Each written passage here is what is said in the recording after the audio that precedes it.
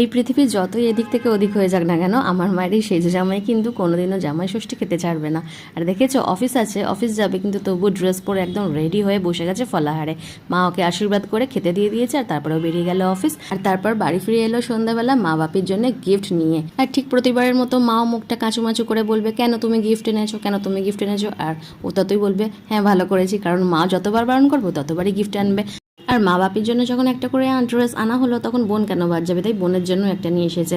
আর তারপর দেখেছো, ওর বাপিকে প্রণাম করলো বলে আমার সোনাই মাম্মাও কিন্তু ওর দেখা দেখি মাকে প্রণাম করতে গেছে। তো তারপরে মা ওর ডিনারটা রেডি করে নিল। অ্যাকচুয়ালি এটা লাঞ্চে দেওয়ার কথা, যেহেতু ও ছিল না, তাই ডিনারেই সব কিছু আয়োজন করা হয়েছে।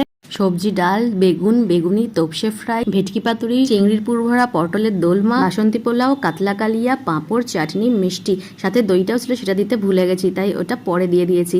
হাতা গুটিয়ে মায়ের জামাই বাবা জীবন এখন মন ভরে খাক। দেখা হবে অন্য কোনো একটা ব্লগে। Tata, bye bye.